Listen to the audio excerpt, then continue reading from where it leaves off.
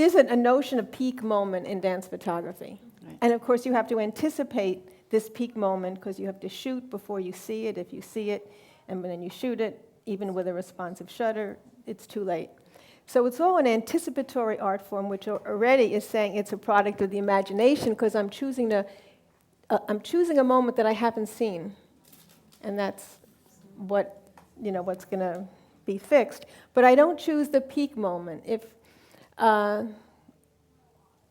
you want me to refer to certain pictures, but most of the time, people are coming down. They're not up. Why are they not up? Because I find that static. If they're coming down, they're already relaxed and they're not in that perfect shape. I ask the dancers to make shape, and they are sculptures in the air, but I don't really want a shape as much as I want an arc of movement. And if it's, quote, a slightly late moment, they're coming down, it has a different feeling. So most of my people are coming up or going down. I think that it's hard for a dancer. It's impossible for a dancer who hasn't been photographed a few times by me to prepare because there's a big learning curve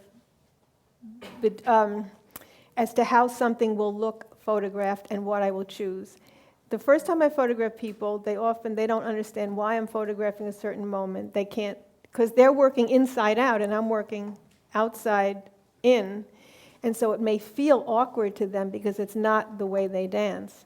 But then they see the picture a few times and they understand, oh yes, it's an interesting picture, even though it's not the way I normally dance. And then, being incredibly brilliant and creative, they all get ideas having seen the picture, because they're basically asked to make pictures with me. They're not asked to dance. Lois, I was wondering if there are certain images like Dali's Persistence of Time that have influenced you in your work, because the image directly behind has this kind of melting funhouse quality to it. Is there, do you look at other artworks and get ideas?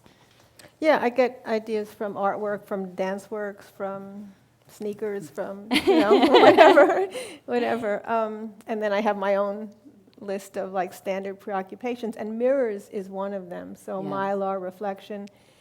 From when I was a photojournalist, I was always also zooming in on the mirror reflection. So I could put some claptrap on it now, and I say things like, well, it gives the viewer multiple perspectives because of the mirror's reflection, like in the poster picture. The mirror, especially convex or concave, can incorporate the off-screen space or, again, multiple perspectives in one frame, without Photoshop, of course.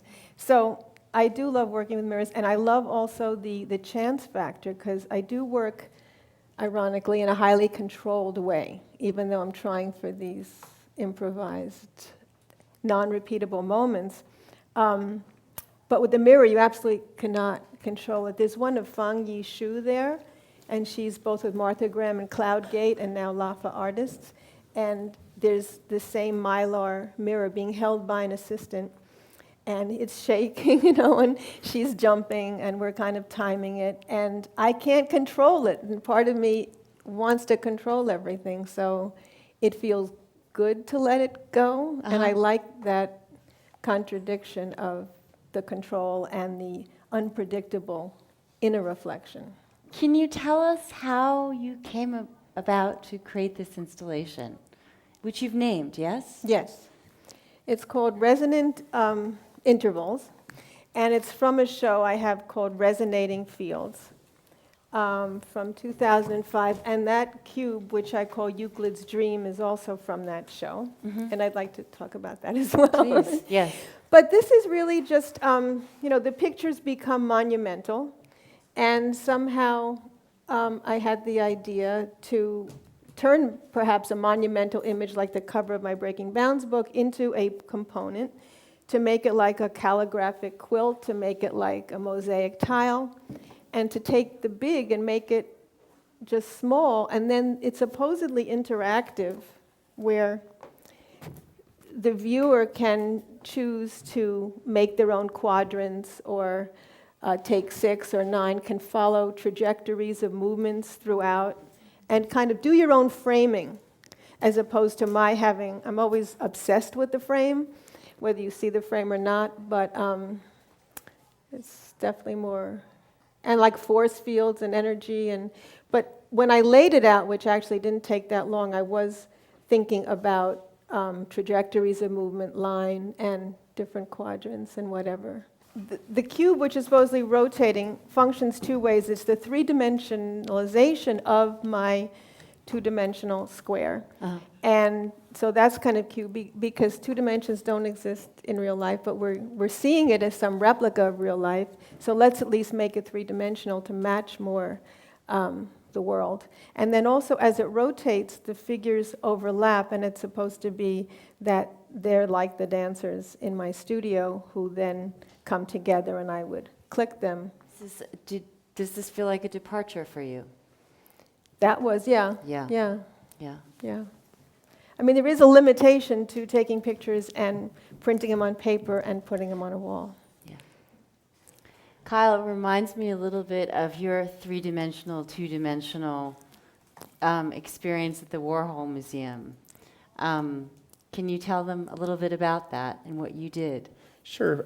For a while, I was an artist educator at the Warhol Museum, trying to help people find a way to find movement in Warhol's work and in all of the rotating galleries as well. So one thing I might have people do is look at Warhol's painting Elvis 11 times and have them just do this image of Elvis with this gun like this, and just have them repeat it over and over and over again, and then talk about what that was, what that experience was for them. They would start doing it a couple times, and they'd giggle, and then they'd go back into it, and just talking about what that was, because it's clear that these images could have been silkscreened exactly the same way if you wanted to. This is an extremely established artist.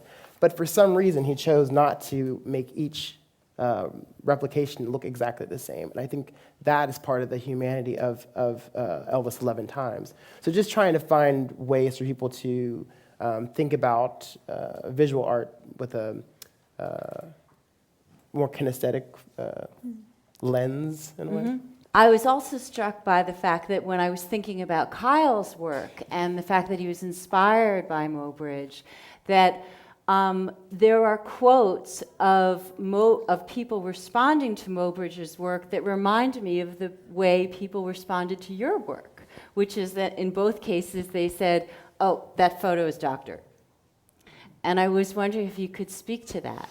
Okay, do you want him to speak first since I've been... Yes, please. Sure. I'm really drawn to both Lois's work and the work of Muybridge as extremes, and almost as if they're complete opposites in a way. Both represent a huge part of artistry and humanity, but I think they're at these totally different ends of a spectrum. So when you look at both artists' work, I'm drawn to the kind of those moments of how did they do that, and then also the documentation that says, oh, well, this is a clear sequence of how this was done. And I think that's what's really interesting for me as a choreographer and dance maker. It's trying to blend those moments where we as an audience can relate on a personable level, and also have those moments where we're awestruck by what we're seeing and what's happening. And I think that's what happens in Lois's work in particular. So I think for me, that's where a kind of hybrid of those two artists come into play when I'm looking at photography. Well, I don't know if this is the answer. I don't know if this answers to that question, but if I think about Muybridge in relationship to my work, a key difference would be that I'm not trying to analyze anything that's the way people walk or how many legs the horse actually has under him at the point of the jump, but I am slicing these invented movements to bring out an expressive or narrative, or actually a mystery. The goal is to confound and to confuse. And the images are hyper real because there's no Photoshop, it's all just a 2,000th of a second or a 250th, that's another discussion.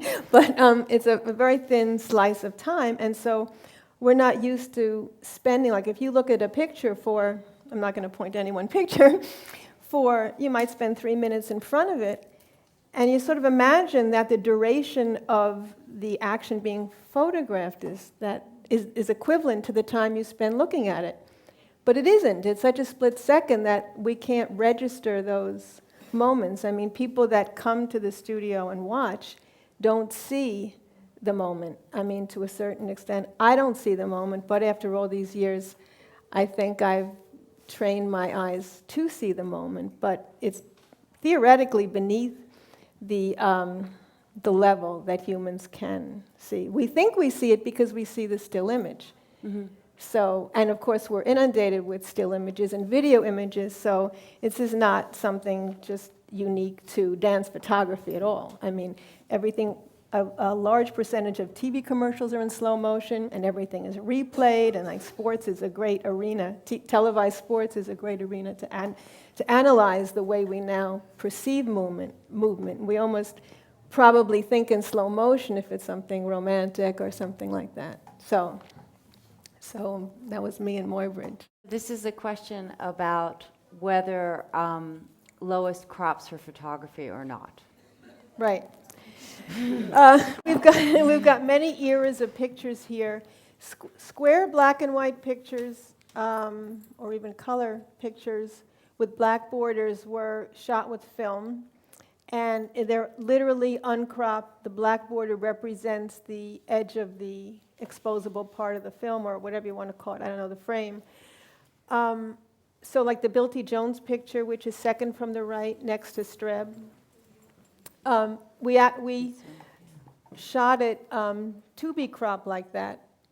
And basically they were hanging off ladders. And that was kind of a tight crop where I could see what I was doing, but in the early days, the cropping was more random, and it was the kind of mistake that opened up a whole visual syntax of people leaving the frame or coming into the frame, and it was pretty radical because people didn't want to see dance pictures without arms or limbs or half people, but I found it so incredibly dynamic, and so I was pretty obsessed with that throughout the 80s.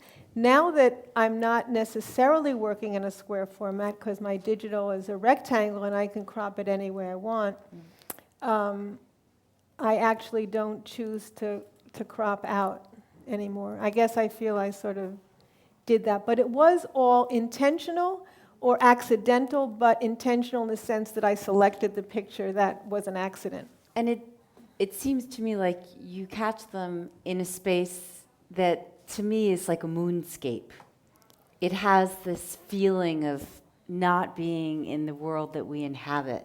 And I was wondering what kind of lighting techniques you use to capture that sensibility. Okay. I agree, it is some kind of floating sensibility, Yeah. I think. The lighting is very simple. I mean, it's strobe lighting where I have a short flash duration. Mm-hmm. I'm sure there are not more than 3 photographers, excluding my own team here, so I won't dwell on that. But it's basically flashes of light that come in very short pulses so that I can get a stop action shot. But other than that, it's totally simple. And it's always the relationship of the dancer to the light and how you place that one light, like there's one sun and a million different lightings, natural lightings. So there's no, nothing complicated about that. But this is a question about the transition into digital photography and all the parameters. Well, I'll repeat in the please. answer. Well, first of all, if you compare Polaroid as a preview of what you're going to take to a monitor, there's no comparison. I can't even imagine how we used to look through this loop and see something that was literally this big. However, the last thing Jack and I ever wanted was a perfect Polaroid, because there is a arc of creativity or spontaneity or whatever, and once you've reached that pinnacle, it's going to be downhill. So we would use Polaroids just to make sure they're on the background paper, and everyone was more or less, and then I had to do the work while in the actual capture of the images. Using a Hasselblad, I have 12 images and then I change. So that gives a nice rhythm for stopping and regrouping and thinking and whatever. Now with digital, I see it on the monitor, so we still have that same educational function, but instead of being upset in getting a perfect Polaroid, if your first image, which was just your test, is fantastic because it's spontaneous and you manage to focus it and everything, then I'm in a much better position, and that's an advantage. The other advantage is communication with the subjects. Everyone can see their tongue hanging out, or they're grimacing, or they're like this, or whatever. You do shoot more. But shooting more, I don't think improves the ratio of good shots at all, especially because I don't motor drive, I'm going one at a time. The dancers, the group, have a limited amount of spontaneous energy. No dancer has ever said to me in all these years, I'm tired, I want to stop. They always say they can do more, but the energy is flagged and it's lost. So ratio of shots per... It's hard to say. I think the base one was 12, some might be 20. It can't go on forever no matter what. So I think, what else were the questions with digital then? Still photographers are starting to work more in video, because as the video cameras get better and better, you will be able to extricate still frames. So people will probably start to abandon the art of choosing the right moment. We're not there yet, so it's sort of irrelevant. As to why I don't use a motor drive, it's not just that I'm interested in capturing a lot of instances of something, because I said that basically the movement we do in the studio is set up for one moment, which isn't to say there might not be 3 equally interesting moments within a given scenario. But the thing with the motor drive, and I used to use it working in theaters, you're not really choosing the moment. You're on an automated thing. It's very quick. But I have another problem with using a motor drive in the studio. My strobes wouldn't recycle fast enough. But for my method, I'm doing an intense looking. And I'm really just, it's as simple as this. 2 dancers are coming together, and maybe they're going to touch. I'm going to always pick the moment where they're about to touch and to show where they're going for whatever reason. And the motor drive can't give me that, but my eye can. And second of all, each time we do it, I make changes. So it's not about the most clicks and then you'll get something, because I keep directing and changing it, and it doesn't, and they also have to be in the right place for the right light at the right time. I did collaborate between, I guess, 2003 and 2007 with the Australian Dance Theatre in a fantastic project where I shot part of the dance live. Did you see it? Or okay, so I don't have to, but I can describe it to people that didn't see it. It was a 50-minute work, and I was on stage about a third of the time shooting the live action and having it projected simultaneously on 2 9-by-9-foot screens. It was a terrifying experience because, as you all know by now, I'm a strictly studio photographer since the 80s, and I was asked to be on stage with a DSLR and zooming in and out and focusing and all this stuff. Very rapid, ballistic kind of action. And everything I shot went up on the screen, so I was terrified for the first few years. And also working with cameras that weren't quite as responsive as I wanted them to be. But it was an amazing experience. Besides capturing the action, and I'll just go back, that it started with photo shoots in Adelaide, Australia, where I worked with the dancers and made compositions, and then the choreographer retrofitted his dance to include them so I could pluck them out. And we would rehearse whenever we could. Being in Australia and New York, we didn't have a lot of rehearsal time. We also had scenes, as you know, where I had a long lens and I was shooting bodyscapes and people moving, and a stroboscopic scene where I had 8 pulses and it became like dancing Shivas. So there are a lot of cool photographic things, and the dance was about photography and how it impacted my work. At the time, I thought, this is great. I'm back to random. I'm back to wild, which is, less control. But I haven't actually actualized that, because I think I need to be then working in that big, controlled but huge stage. what it did influence me a lot was the, what if I just lost the word for it, but I'll say the impermanence of the image. All these split seconds are now permanent, they're set in stone, and we're looking at them.